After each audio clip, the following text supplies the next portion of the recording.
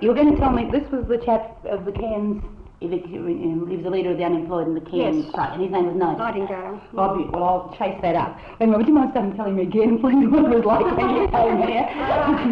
We decided, was it 1930? 34. Yeah. December. Ern decided to build a house for us. A few logs of bush timber and second-hand iron. We had a primus, and Ern was up on the roof. He'd put the iron on. He was up on the roof with the primus, heating the, what do you call those things? The soldering iron. And I was underneath with a piece of timber, holding it underneath so the solder wouldn't come through. But the darn thing used to run down the piece of timber and down my arm, and all I was doing in the house was yelling and screaming and swearing, and Ern had the primus going up on the roof. He could never hear me. I'd rush outside and call him all the bees I could think of, and then right there, and I'd sit down and come down another piece down. And when you came, I probably haven't got the time, and the farm was, how far did you have to walk from the station when you came? What would it be, 2 miles, Ern? Yes, well, this is the third farm that we've been on. We came, we just kept changing. We reckoned that one farm was no good because you did no good on it. So you go to another farm and do no good on that one. And then you find one that you think would be a bit better, and this is the third one. Oh, but the first one was the first one we were in. I took it up in end of 1931. Kept going back to the cane and coming back to the tobacco. And it was about, we used to get out, there used to be a siding over here just before you got into Dimboola. We used to get out there and we'd walk across, or we'd have a horse and cart and come across on the horse and cart and walk. But at this stage, something was wrong with the cart, and we hadn't got a horse and cart then. Hadn't you? When were you married? 34. 34, and you came here and they had a shed. You had a shed. Oh, no, we never had a shed when we first came here. We were sleeping in the neighbour's shed or something, wasn't it? And so you'd have had, would you have farm buildings up, or wouldn't you have had much? No, they gradually came as you earned the money to do it. Anything then. Ern was growing a little bit, I think, and curing at the next door neighbour's farm then. And then we got someone to build us a few barns, sheds. Oh, I see. And the first barns were made of this ant bed brick. Remember Frank Hall? Yes. Frank Hall was the boy that fetched that in from, this is the sort of peace idea that came in from New Zealand. And Frank came out and he showed us the type of ant beds to get. There's 2 types of ant bed. One is the dome shape, and the other one is castle shape. And the castle shape's all filled with grass. All the little cells are filled with grass, and the ants have already put the grass in, so when you made the bricks, the grass was already there, put there by the ants. So we used to make these bricks in moulds, and then we'd build our barns and our bulk sheds. And this is the first house that I built over on this farm, was built of ant bed. And we put up, the first thing that's got to go up, of course, is the means of curing. Your living comes last. Yeah, I see. So when we put up the bulk shed, we'd live in the bulk shed, and then we'd go back onto the, we'd build a lean-to on the other side, and this is where we'd finally live until we got to the stage where we'd build. Well, you wouldn't have had many conveniences. Come back and tell me, Mum. I won't where you put it. Now, hang on. And so when you first came, you were living you lived in these temporary quarters. You had lean-tos on the side of your tobacco sheds and all this sort of thing. And where did you cook? Mostly we had a wood stove to cook with, and must have been really hard. It has to be put in a little shed. But it's so hard. It wasn't so hard in those days because we'd grown up to tough lives. Where did you grow up? You didn't come from the city or anything? No, I'm a pommy. Oh, well, you couldn't have grown up to that type of life, no, could you? My mother married an Australian, and we came to Australia after the First World War, and lived in the cattle country, in the Gulf country, till my father worked at Chili Ghost smelters then, and of course the Depression came. He was an engine driver, my stepfather was, and the Depression, of course, didn't actually break the home up, but it knocked the home about because there was no money, and relief work used to have to, stepfather used to have to relief work, so we were used to hard times, actually, in those days, although I always worked. I was never out of work, mostly in hotels. Well, all the hotels has worked, I did. But so it wasn't such a shock to you as if you'd come from the city. No, we're used to that. Well, I think the people that suffered most were the people that came from the cities, like these public school boys and so on that were here. They didn't know what hard work was. Yeah. And they had to turn around then and use axes, shovels, picks, gelignite, and it's remarkable how proficient they became. Yes. Until the war broke out. So whenever the war broke out, they were back again and back into their job. Into their There normal was plenty jobs. of work for them. Yeah. And what did you work on the farm too? Yes. What did you do? I did everything that could possibly be done. Watered the seed beds and planted and picked and strung the tobacco and... We used to plant by hand in those days. Now they plant with machines. There's a tremendous difference now. Yeah, I see. And did you have your brother still on? Did you say your brother was with you in the beginning? Yeah, he came over from Western Australia, one of the younger brothers, and he enlisted from here. He came over in 1938, was it, or 37? Anyhow, I think in the early part of 38, and the war broke out in the latter part of that period. And I can remember he went into town. There was a chap named Sid Anderson, a plumber. Sid's an old age fencer in Cairns now. And Sid had got to the stage when the war broke out that he said, I can't see any sense, he said, in producing. He said, this is what's happening now, I think, in industry. As your wages go up and so on, and the taxation takes it away, he said, I've got to the stage where there's no more incentive in working any more than 5 or 6 hours a day, because if I do, I get into a tax bracket that takes all my money away, and Sid wouldn't be in it. And Sid was a sort of used to limp about a bit. So Norm, he came home one night and he said he brought all the plans home the night before and he was going to take up a block. Anyhow, the following night he'd been to town. He said, Ern, he said, I'm enlisted. I said, what you're going to take up a block? He said, look, he said, when the dirty, I'm going to tell you the language, so-and-so like Sid Anderson can enlist and they can take him. He said, what the hell am I doing? And he went away and he went right, I think he was in L out of Maine afterwards. He went right through the whole lot. Yeah. Well, now, when did you start having kids? Did you have kids in the 30s? Have you got kids? I never thought you Yes, had we have 4 grown-up children. We were married 5 years before we had any children. So you didn't have them here in the really tough times? No. No, we had them in the good war. times. Yeah, you think? Well, I wouldn't say they were During good the war times time, because much better. we gave them all a first-class education, and it had cost us up to around £900. There was no such thing as a high school.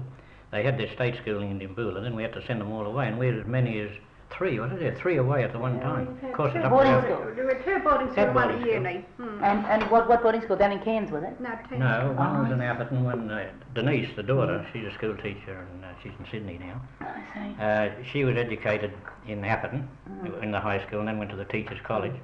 The boys all went to the universities, they've all got degrees. One is a agricultural scientist. The younger boy is a scientist he's teaching chemistry in Roseworthy in South Australia. The oldest boy is a tutor in the Queensland University, and Keith, the second boy, is the principal of an agricultural college in New Guinea. So you didn't get any of them to come onto the farm? No, none of them on the farm. Now we've got fair farm. Now listen, let's sort of go into what when you think back to those 30s, what are the sort of your main memories? It's hard work, or were you discouraged? What were the things that sort of strike you as about, if people talk about the depression, what Well, it was just a matter of keeping going. Yeah, well, I just was wondering from a woman's point of view, what you felt most deprived of, clothes or goods or being hard up or money? Money, but food we always had plenty. I think it was more the depressive part of for other people rather than us. We never seemed to feel it quite so much, I don't think. As I say, my family felt, my stepfather really felt it more, I think, than us, because he had nothing to fall back on.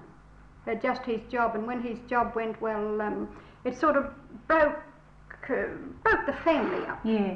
And well, I he think was older, wasn't he? And that makes it harder, I thought. He wasn't so old in those days, I suppose, was he? Well, how long do you go back? So we're going back in the early 1930s. What age? Now. He died. What age? He's only in her 40s, so he would only be in his 40s. But it seems to have been hard to get jobs, or harder if you were, say, 40 or 50, than if you were 20. Oh, that's for sure. Like, we were young, quite young when we were in it, around about the 30 mark, and he'd been 15 years older, and he'd been used to working right up to the Depression. Then the sudden cease of work altogether, and he couldn't get a job anywhere, only to live on relief and so on. I think this sort of thing was very discouraging. I think it was comfort. One didn't have much comfort. I think that might have been a thing that... But I can't say that... we didn't know mostly what was going on. You didn't have... we got wireless. We were about one of the first ones up here to have a wireless, but then that was a few years afterwards, wasn't it? Oh, it would be about And 1938, papers, 39. well, you didn't have the papers very often because you didn't go out to get them. So you didn't, half the time you didn't know what was going on, and you would just worked yourself to death and went to bed and slept and got up and worked again. Anyhow, we ended up with 2 horses and a 4-wheel trailer, and the wife's mother came up. She used to come up now and again and visit us, of course, that's natural. And we used to drive them into town, the 2 horses and the semi-trailer with rubber wheels on the semi-trailer. This is when we were advanced a little bit. And one day we were going, the river then, it wasn't backed up like it is now. There was no dams or anything like that. They were just a big dry gulch, and you just crossed the sand. No car had crossed the sand, but you could get across with a horse and so on. Anyhow, we're driving in, was it with horses when we did this? Anyhow, we're driving into town one day, and away, I thought to myself, oh, it must have been after I got the tractor, that's right. After about 8 or 10 years, round about the war had been going about 8 or 10 years, we got the first, those old grey Ferguson tractors, and we used to put them on the semi-trailer. And we're going into town one day, and a couple of kids on board, and the wife's mother and the wife, and galloping down, well, I was galloping down the road, and I looked behind, there's only me and the tractor. I left the trailer behind, and when I looked behind, I don't know what made me look behind, but one of the little lads was galloping. He said, look, he was going on like this, it's going on like steam. He said, God, he said, Uncle, that's right, we're on the nephew. He said, I never thought I'd pick you up. I said, what's wrong? Well, he said, look, no trailer. And it's about 2 miles behind. When I went back, turned around with the tractor, the only person that was really amused was the wife's mother. She's sitting up there laughing like a lemon. Laughing there for about 20 minutes. Oh, look, tell us, I know it was later, but tell us about this time you came across the creek when you were pregnant. I wasn't pregnant, no. I had the first, my youngest baby, he was only about 7 months, but I hadn't been, well, what I had pyorrhea, and I had to go down to the doctor and get my teeth out. And I'd had 2 or 3, it was during the wet season, and I'd had 2 or 3 times I'd had appointments and couldn't keep them, so I thought, well, I had to go this time. So we went way down the river, which was easy to swim, so I swam across, then took the baby across, and I swam. I'm a very poor swimmer. Ern's a good swimmer. The Delaceys are all good swimmers, but I wasn't a swimmer. But anyway, I got across, and then coming home in the train, I had to come home. When I was coming home in the train, all I could hear all the way up, oh, geez, they've had some rain in Dimbula. God, they've had some rain in Dimbula. The river's in the flood. So I got out at the crossing and I think Ern met me, and we had the baby, and got over, and my mother was on this side. She'd been looking after the children, and I could hear her saying, if that girl drowns, I'll shoot you.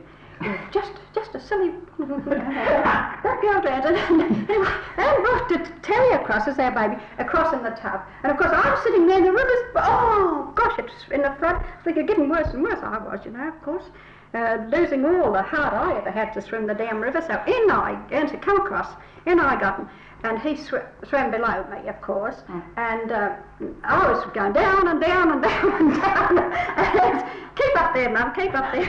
Anyway, just fortunately, as we got to this side, he could just a little bow, I think it was, and I grabbed hold of it and dragged myself out. Ern dragged himself out, dragged me out with him, I suppose. There I was. And that was the only way to get in. That's the only way. In fact, anyone that visited us, we had a 100-gallon tank with a clothesline wire wrapped around it. And anyone that came to visit us from that side, we put them in the 100-gallon tank and balanced them. They wouldn't want to go over one side or anything like that, because the water would pour in. That'd be the end of them. Sit them in the middle. Remember when the wife's sister came up? This is how we fetched her across. And put it right in the middle of the tank, and away we'd go. And we knew the river that well that when you came to a big tea tree that had looked like having a whirlpool behind it, you'd let it go around, let the tank go, and swim around the other side, pick up the tank, and gradually you'd come down about 100, 150 yards. We were that good at it, we knew we weren't going to lose them. We knew we weren't going to lose them. And you pushed the baby across, put the baby across in the tub, the big washing tub. Yeah, I put the baby, I did all this. In fact, when our kids went to school, in February was the wettest month up here, actually, and the river was always in flood. So this is how I used to take the kids to school. Put them in a tub and swim the flooded river, take them into school. You were doing that when I first joined the tobacco board, because when was that? 1948. Yeah. As late as that? That was when Terry was born. Wait, what was there a bridge? Is there a bridge now? Was that low for? No, well that came in later. There is a bridge around the back. You can actually the bus today goes right around, and you can go around and cross Leading and come back into Dimbool and go into Mareeba that way. You can go around that way or back the way you came.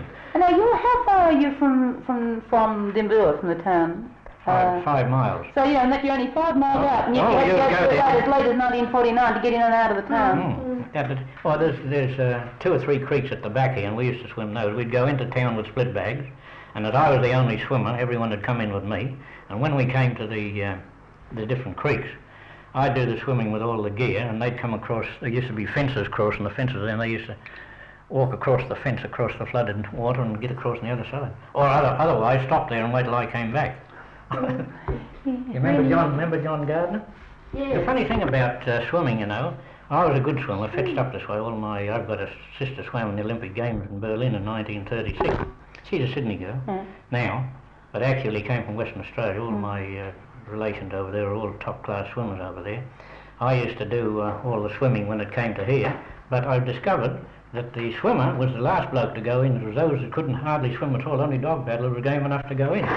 All the time rescuing me. I said, well, wait a while, the water would be deep here and it'd be shallow in the middle, and I pointed all out to him. I said, now wait till I get across the deep part of it, and I'll stand on the shallow part, and you take a Dinny Hayes or rush, and I'll pick you up on the shallow part, and we'll go across this way. But no trouble for him at all. I was the only one that was windy and the only one that could swim. But I can understand how they feel about that, because when I was sitting over there waiting for you to take Terry across, this is when I had to swim it, and seeing the water running, the longer you sit there, the worse you get. You lose all your courage. Whereas if you go straight in, it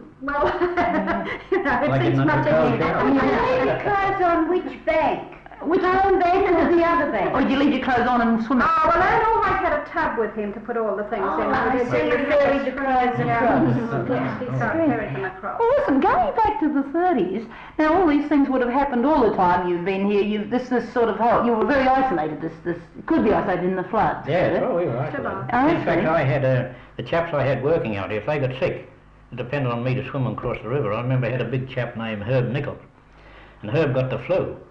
And he was only a dog paddler, he wasn't a first-class swimmer. And he said, you're getting worse and worse. And Herb said, look, I'll have to go and see a doctor. Well, I said, there's only one way you'll see the doctor, Herb, and that's swim this river. It's in full flood. And Herb said, well, how the hell am I going to swim the river? He said, I'm crook and I'm only a poor swimmer. I said, I'll tell you what I'll do. I'll swim down below you, and you start off, and every time you come down on me, I'll give you a little bit of a shove, and you'll go a little bit further, and we shove across this way. And this is how we got him to the doctor. Swam 3 channels. You'd swim this one, then you'd get on that island.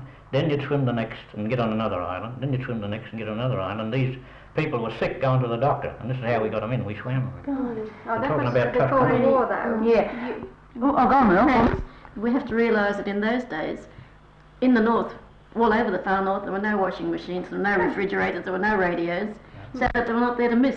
Yeah, If we had a depression now, people would feel it more. That's right. You're a frontier country to begin with, weren't you? That's right. Most of them were, barring these public school boys that came up. Most of them were frontier. I see. Now listen, going back to the 35, when you knocked off the year of the cane strike. Yes. Was it the cane strike that made you knock off? Well, let it have something to do with it, because I marched in those demonstrations that went around. I can remember in 1935 when the strike was right in its height, we decided some of the men went back to work, and we decided to picket them. And this is what I asked you, did you know Les Sullivan? Les Sullivan was the top man in it. He had it all organised. Jack and Les were mates. Oh, yes. Jack and Les were mates, and it was Les that organised this demonstration. And the police, they decided to go out and talk to these fellows who were pickets. So the police decided to accompany the crowd. They couldn't do anything else. There was about 300 in it. So they had 6 police cars, an inspector in charge. And as they were marching, there'd be 3 cars on each side. And when it came to a farm, now listen, the inspector would say, we don't want any trouble. He said, if you like to organise 6 or 7, don't race in over this man's land with 300 or 400 and destroy his cane and so on. Pick 6 of your best speakers, articulate men, and we'll go in and interview these. Les would always get up and start to tell them the whole story. Now, what do you think? And there'd always be moderate men among us. And they'd say, well, righto, let us do this, as long as we get to them and tell them the story. This is the main thing. So they'd organise 6 and they'd go in with the inspector of police, and out they'd come again, and then they'd go further, and then they'd This was trying to get them to join the strike, or not the scab. And actually most of them did. Did they? You had success in getting people out, like? Yeah, just through telling. Well, most of them it was through ignorance that they were back. They reckoned that they were working and they were doing all right. It's a peculiar thing. It was the men that were doing the least good were the men that were back. The men that were doing the best in the getting the best money out of cane cutting, they were the men that were out. They could probably afford to stay out. No, their idea was they'd talked it over and they realised that the things would get worse. Ern had one thing, the top gangs. Yeah, The women chased them back a lot. Did the women chase the men back to work, did they? I think the strike lasted about 6 weeks. I remember one chap that was cutting with me, he was I think he'd applied to become a cadet in the police force. What the devil was his name? Jack Henry. That's right, Jack Henry. And Jack has got a poultry run outside of Townsville now. And Jack had applied to join the police force. And the police knew this, and Jack is away out and head of the demonstration when we marched back into Innisfail. And the police lined up across the road in Innisfail, and they said, "Good heavens, Jack, what are you doing here? Haven't you got any sense? What in this demonstration? What chance have you got?" And Jack never got into the police force. Ernie, were you in Tully then? No, I was in Innisfail. Well, Ern may be able to tell you I was in about the Tully in anti-Italian, Yeah. about the anti-Italian business in Yeah, well, hang on, I didn't finish with the strike. And what was it about? Was it about wages and health, or was it mainly about the Weevils disease? What was the strike? Was The it strike in 1920... 7? Was Yeah, it that's right, it was 90, yes, it was over Weevils disease. Yeah, there was one in 27, one in 35. The 35 one was the Weevils Well, disease. and this was the time that the demonstration took place. Oh, It was mainly over Weevils disease. They'd have a picket go out, and maybe 10 or 12 would go one direction, 10 or 12 would go another direction before they decided to have the big picket. Oh. And we'd go out and try and tell the story to the gangs that were working. Was it really bad, this Weevils disease? I mean, it must have been to bring men out on strike. Well, what they actually did was they were going down. They didn't know. I don't know what disease they called it in those days, but anyhow, it was nominated as Weevils disease. Was it a fever? 2 or 3 years. Something fever? And you died. Yes, it was a fever, and you sort of died from it. After 2 or 3 had died, the cutters decided that unless they burnt the cane, they just wouldn't cut the cane. It was the rats that... And although they lost the strike, it was a few years after that they decided to burn the cane. They've been burning it ever since. Why would the farmers resist? Well, I think Like that, all farmers are very conservative. well, I don't know there's so much concern. They just didn't believe it. Some farms were rat infested. This would be the inefficient farmer, and some weren't. And the chap that wasn't rat infested, he said, "Why in the name of God should I have to get my cane burnt when I'm doing a good job, and these other so-and-sos are doing a lousy job, and you want to you're out to stop the whole of the cane?" So they got the gangs to go back and work again, and a lot of the gangs believed this. That why should an efficient farmer be penalised for the inefficient farmer? You're right. There's 7 and there's 8 and 9 man gangs with a cook. Yeah, his name was Bernard. And Jack was in those. This is what I had a great respect for Jack Henry and Les Sullivan. They were the boys that organised all the charitable organisations. This business of paying so much to the ambulance was a business that was fetched in by Jack Henry and Les Sullivan. Was it? They addressed a meeting of cane cutters and so on, and said, well, the best way to pay into the ambulance would be to have it deducted out of your pay. And behind any charitable business that happened in the cane, these boys were always behind it. Anything progressive like that? Yeah, they were in it. They were always in it. Les Sullivan. And Jack Henry especially. And actually, the only way that that you got anything done at all was through the militancy of Jack and Les. And they'd give anything. I think they'd give anything they had. In fact, when they attended meetings, most times they were in Jackie Howe's singlet and a pair of trousers. They had no boots, no hats. I think they'd give the lot away. It was that bad in those days. This is how they got around. I met a guy called... In fact, Les Sullivan, talking about Les Sullivan, he joined up afterwards, and he was the head man. And you ever read 20,000 Horsemen? Yes. Eric. Well, Les, the communist bloke in that business, Les Sullivan. Eric Lambert. That's right. Well, the chap in that was taken off Les Sullivan. Was it the hero? Yeah. Is that so? Yeah, Les Sullivan. Yeah, well, let's hear. He wrote 20,000 Thieves and That's right, 20,000. and then there's one about the. Oh, that's it. And this was I've often wondered. This was Les Sullivan, and he was an unemployed. Oh, no, sorry, he was a cane cutter. Yeah, that's Is he he a was. Queensland man? I beg pardon? A Queensland man or from the Yes, south? Les was... No, he came up from Brisbane. Did he? Yeah, he was a Queensland man. I've just written to Jack Henry and I'm going to interview him when I He'd go know down Les there. Sullivan. Yeah. Les, as No, far as I know. He'd know Ern. He knows Jack Henry, Yeah. yes. Well, And Jack was cutting timber, I think. Was he? I think Jack Henry was cutting timber, either timber or cutting Yeah, coal. I see. And they organised this, and so it wasn't a wages thing. It was a health thing. And Well, yeah, that's why it was over health. This was Yes, I this see. was the idea behind it. Because the cane cutters didn't. Actually, it came in. I think the same chap that moved that we go out on strike was the same chap that moved that we go back.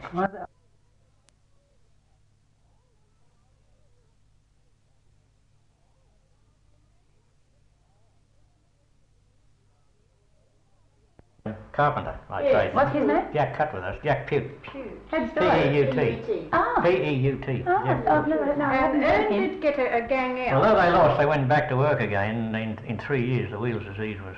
Was gone. Yeah, it Now, was, I believe people. They decided to burn. They've been burning ever since. I believe some people got blacklisted and didn't get jobs again in the cane. No, I never. Well, you were more or less blacklisted. They wouldn't give Never. you another job. No, well, Jack Henry, I believe, never got another No, job. I wouldn't have got any. They The made him a reason why I think another that I job. was blacklisted was I was a captain of a picket, and you had to go over and we went across the ferry in Innisfail, and one of the gangs was working on Innisfail Estate, I think it was, and immediately we got there, the farmer rang the police, and he came down and told us, now look, he said, if you go in and interview those men, he said, the police are coming over, you're gone. And so I called for volunteers to go in, a little Irishman. He said, I'll go with you, mate. Well, I said, you better hurry because we've got to get over there and back before the police came, and sure enough, the police came, and we were out on the road then. So when they came out, they said, what are you doing here? Well, we said, this is a public road. Why can't we walk about the public road? Yes, but you said you went over there. Yes, but I said we were invited in by the ganger. Anyhow, they decided to forget about it. And he said to the, well, I said, if he said, we don't believe you. Well, I said, if you don't believe you, get the gang out. But this time we'd talked the gang into coming out anyway. So when they came over, he asked them, he said, what's your name? The chap told him, I think his name was Francis or something. And he asked him, and he said, yes, he said, we'd decided, after talking it over, that we'd come out and join them. And well, that end, they couldn't do anything about it. Was there much sort of hostility? Was there fights and was there sort of a lot of hostility in the town? No, I think that the likes of Jack Henry and Les, they were pretty Calm sort of. yeah, they were people. calm sort of chaps, and you know, they were evenly balanced sort of chaps, and they used to talk them out of all this. He said, you'll gain more by a peaceful demonstration than ever you will by just racing over and tearing things about. Yeah. So nearly always, when they were demonstrating, it was done in a peaceful manner. I Very see. little. In fact, I don't remember any trouble at all with them. I see, even with the scabs, there wasn't sort of confrontation. There was a bit of trouble. Remember that time you came up to Cairns with the and the chap was in the gambling place, one of the scams. Tell that on. Oh, go on, tell us. No, please. Well, no one ever tells me anything worth telling. Well, I'll tell you about it. I'll leave his name out. I'll Leave tell his you, name out. I believe, well, actually, it was the same bloke I'm telling you about that Oh, came yeah. out in Innisfail that we talked out. Yeah. He only remained out for a few days and went back and took my cut. That's right. I took his He cut. took over for my cut. And there was a chap named, well, I won't name any Yeah. chaps that were up. We were up here, no, we were around Cairns, that's right, just before we came up here. This was in 27, wasn't it? And we used to go down into the, 35, yeah. we'd go down into these, what do you call these, off-course betting? Mm-hmm. SP shop. The SP shop. We go down to the SP. We went down to an SP shop one Saturday afternoon, and this chap was with me. He's, God, he said, there's Francis. And Francis was bent over, putting a bet on the horse, and he's bent over like this. He's a big bloke, about 15 stone. And Johnny stepped back. He said, let me get at this bee, he said. And the bloke was bent over like that, and he took a running bang and kicked him in the pool, fair up the behind. And the bloke looked round, he said, you dirty so-and-so. And someone said, what's wrong with him? He said, he's a scab. And it's never, they said, scab, the whole SP business was in an uproar. He never had a friend left. And he off. Well, after him, Johnny, so nearly mentioned his name again. You'd know his name. Yeah. And he said, let us chase him. And they chased him all around the street in Cairns, but they never found him. Must have got in his shop. Must have got in his shop somewhere. But the funny thing about it, we were stopping at the Queen's Hotel, and we were going down that night to well, just going out for the night. And as we walked out, this bloke walked out of the bar. Whenever he walked out of the bar, Johnny, there's another, Jack, you remember Jack, what's the other, Hennington. Jack and Johnny and me, he said, into this cow. And he came out of the bar and, no, he said, Johnny said, wait a while, we'll follow this bloke. Now we get into a dark place, we'll into him. And they followed him down the street, and just in front of the ambulance, it's a bit dark there, there's two other blokes joined this bloke then, and anyhow, they were too good for us, to tell you the bloody truth. Oh, they did you over? They did us over, yeah. Well, in the end, the right should always win. No, that's not fair. I see. And what do you mean when you say he took your cut? He took your job? Yeah, he came out for two, we managed to talk him out, and in 2 days, someone came into town and said, what's the name of his back work? And I said, where? He's out at Docket, he's out at your cut. Oh, he took your cut over. And you never got another job? I went back again. Into the cane? This was one of the reasons why I decided to stop with the tobacco, I tell you the truth.